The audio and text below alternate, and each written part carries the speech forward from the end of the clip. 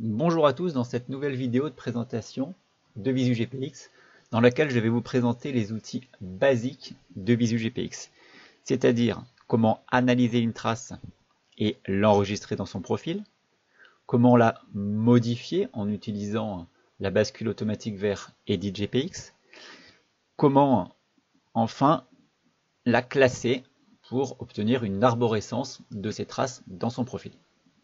Voilà, donc j'ai affiché la page de mon profil sur laquelle on retrouve la liste ici de mes traces, pour l'instant vide puisque je n'ai aucune trace. Donc pour ajouter une trace, je peux simplement cliquer ici ou sur l'onglet là-haut, analyser une trace. Donc en cliquant sur fichier GPX, je viens sélectionner un fichier GPX sur mon disque dur et puis je clique simplement sur envoyer.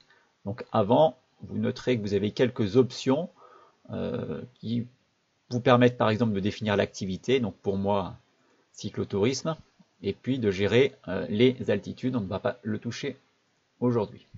Donc j'envoie, la trace est transférée sur le site, est analysée et automatiquement le résultat est présenté. Voilà, donc je vois que mon fichier ici était un fichier qui comportait deux traces, une première trace en verte et une deuxième trace en rouge.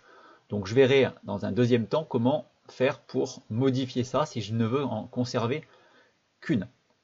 Donc pour l'instant, cette trace a été analysée, elle apparaît dans mon profil, donc si je reclique sur mon profil, vous voyez cette trace qui apparaît ici. Par contre, j'ai une petite alerte ici, cette trace n'a pas été encore enregistrée encore, elle a été simplement analysée et donc elle va être supprimée dans les 48 heures, 47 heures et quelques. Donc pour la conserver définitivement dans mon profil, il va falloir que je l'enregistre. Donc je peux simplement cliquer dessus pour la réappeler, et ici, cliquer sur le bouton enregistrer, ce qui m'emmène au formulaire de bas de page, dans lequel je vais pouvoir lui donner un titre. Donc par exemple, tour du Raché, donc c'est le titre de ma balade. L'activité, je l'ai défini déjà tout à l'heure. La visibilité, permettre de voir si votre trace va être visible de tous ou cachée. Permettre de télécharger la trace. Des fois, on n'a pas envie que la trace soit téléchargée, par exemple si elle est sur un terrain privé et qu'on a eu une autorisation ponctuelle du propriétaire. On ne voudrait pas que n'importe qui puisse la resuivre. Donc, je pourrais bloquer son téléchargement. Je mets une petite description.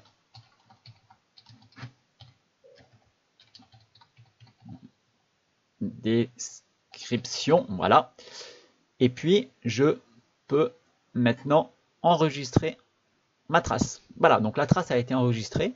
J'ai un petit message d'alerte qui me prévient que c'est validé et que je peux rafraîchir ma page en cliquant simplement ici.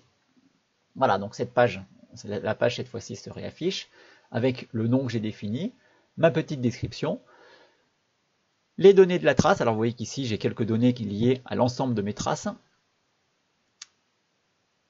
Et puis je vais avoir une possibilité de mettre des commentaires du coup, et puis j'ai quelques options en plus liées à cette trace.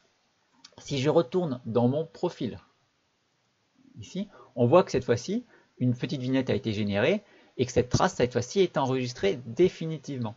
Voilà, donc elle ne va plus être effacée. Ce que je peux faire maintenant, alors ce que j'ai quand même remarqué que sur cette trace, donc je vais la réappeler simplement en recliquant dessus, que j'avais deux traces dans mon fichier et moi j'aimerais uniquement conserver la trace verte. Donc ce que je vais pouvoir faire, c'est utiliser les options liées à cette trace. Donc les options se retrouvent en haut à droite de la carte. Je peux télécharger la trace qui va vous permettre par exemple de télécharger la trace de n'importe quelle trace sur Visu GPX. Sauf si cette option a été bloquée lors de l'enregistrement. Vous pouvez modifier la trace. Donc si je clique sur modifier la trace, je suis automatiquement basculé vers Edit GPX et la trace va être chargée automatiquement. Voilà. Donc on voit que la trace est chargée dans Edit GPX et là je me retrouve en édition des deux traces. Et donc on revoit ici ma première trace et ma deuxième trace. Donc par exemple si je veux supprimer ma deuxième trace, et je la sélectionne ici en cliquant et puis je peux appuyer sur la corbeille pour la supprimer. Donc voilà, il existe de multiples topos et tutoriels sur l'utilisation d'Edit GPX. Je vous laisserai les regarder. Ce que je veux vous montrer ici simplement, c'est qu'une fois que cette trace a été modifiée, dans les options de sauvegarde, j'ai donc plusieurs options. Je peux télécharger le fichier que j'ai nouvellement généré.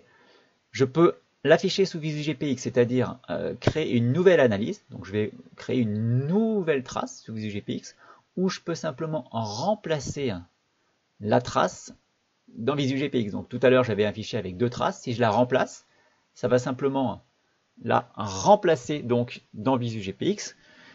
Et donc je suis rebasculé voilà, sur cette trace-là, qui était mon tour de rachet avec ma petite description. Et cette fois-ci, vous voyez que mon fichier a été modifié. Il n'y a plus qu'une seule trace. Voilà. Et du coup, avec cette trace, les options liées à la trace, c'est-à-dire le profil, toujours des commentaires, un petit peu des données sur la longueur, les dénivelés, les dates, les vitesses, ainsi de suite, ainsi de suite. Voilà, donc encore un petit détail. Admettons que je veuille modifier non pas le fichier, mais cette fois-ci la description de la trace. Il faut que je clique ici sur le petit crayon à ce niveau-là. Et donc j'obtiens un nouveau formulaire, comme mon formulaire d'inscription, d'enregistrement. Cette fois-ci, je retrouve le titre de la trace, le type d'activité. Alors ici, je vois un bouton placé dans mon flux d'activité. Et c'est une trace qui a été qui comporte des dates, donc je peux éventuellement la placer dans mon flux d'activité. Donc je vais la placer dans mon flux d'activité. Vous verrez le résultat tout à l'heure. Type public, donc tout ça on l'a vu. Et je vais modifier ma description. Par exemple, je vais marquer une description plus longue, par exemple. Et je vais simplement modifier la trace. Alors vous voyez qu'ici, je pourrais la supprimer si je voulais, ou je pourrais carrément remplacer l'intégralité du fichier par un autre fichier. Donc ici, moi, je vais simplement modifier sa description. La page est réactualisée. Et vous voyez que j'ai cette fois-ci une description plus longue. Si je reviens dans mon profil, donc cette trace, on la retrouve ici. Je vais maintenant vous présenter les options de classement. Donc les options liées au dossier en cours, qui est mon dossier d'index ici, sont ici.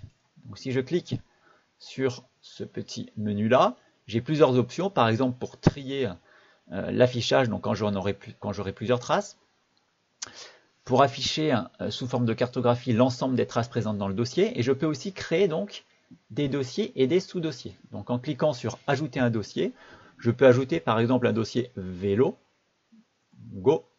Donc vous voyez automatiquement que j'ai un dossier vélo qui a été créé, et je vais pouvoir classer cette trace dans le dossier vélo simplement en cliquant sur le dossier de la trace qui est actuellement non classé, et pour aller la classer dans vélo. Voilà, donc cette fois-ci la trace apparaît dans le dossier vélo. Donc dans le dossier vélo, je retrouve cette trace-là. Je peux, si je veux, la ressortir du dossier vélo simplement de la même manière ici. Je peux supprimer, si je veux, le dossier vélo en cliquant ici, et la trace remontera simplement dans le dossier parent, ou ajouter un sous-dossier au dossier vélo. Et donc il n'y a pas de limite au sous-dossier que je peux ajouter. Donc, par exemple, si je rajoute un sous-dossier vélo, par exemple, en route, et puis je peux rajouter encore un sous-dossier, par exemple, VTT. Voilà. Donc je retrouve cette fois-ci dans mon dossier vélo plusieurs sous-dossiers, et donc ici je pourrais venir classer cette trace plutôt dans la partie route. Voilà. Et donc j'obtiens maintenant une arborescence, et donc cette arborescence n'a pas de limite. Donc pour supprimer, je vais vous montrer les options de suppression de dossier. Donc si je supprime ce dossier-là, automatiquement le dossier route est supprimé, et la trace tour du rachet qui apparaissait dans ce dossier-là remonte dans le dossier parent. Voilà, ici il remonte donc dans le dossier directement vélo. Voilà, donc je vous remercie pour votre attention, et je vous dis à bientôt pour une nouvelle vidéo.